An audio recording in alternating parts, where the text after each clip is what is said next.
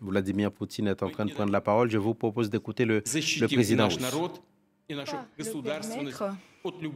Et nous allons protéger notre État contre toutes les menaces, y compris contre les traîtres intérieurs. Ce que nous avons observé là, ce sont des traîtres. Ce sont des ambitions personnelles qui ont conduit à la trahison de son pays et de son peuple.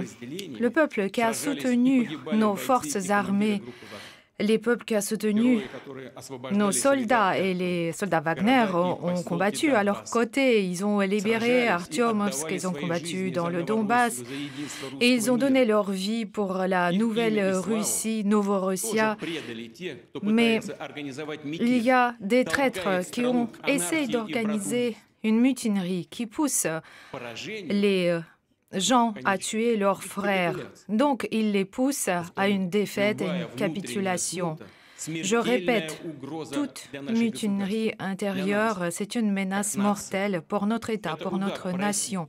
C'est un coup porté contre notre pays et notre peuple. Et nos actions pour défendre notre patrie seront très sévères. Tous ceux qui sont devenus traîtres, qui ont préparé cette mutinerie armée, vont être punis. Ils vont répondre devant la loi et devant notre peuple.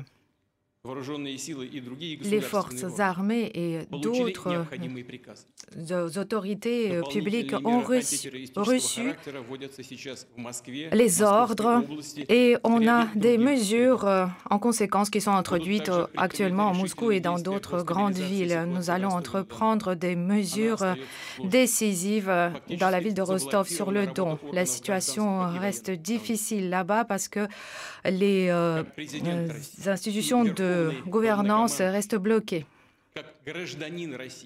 En tant que citoyen russe et le commandant en chef des armées, je vais tout faire pour défendre notre pays, pour protéger l'ordre constitutionnel, pour protéger la liberté et la sécurité du peuple. Ceux qui ont préparé cette mutinerie armée, qui ont retourné les armes contre leurs frères d'armes, ont trahi le pays, ils vont répondre pour cela. Et ceux qui essayent d'appeler d'autres personnes, je les préviens.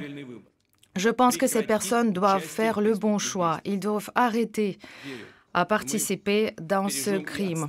Et je suis sûre que nous allons protéger, nous allons garder ce qui est sacré pour nous. Avec notre patrie, nous allons traverser toutes les épreuves et nous allons devenir encore plus forts.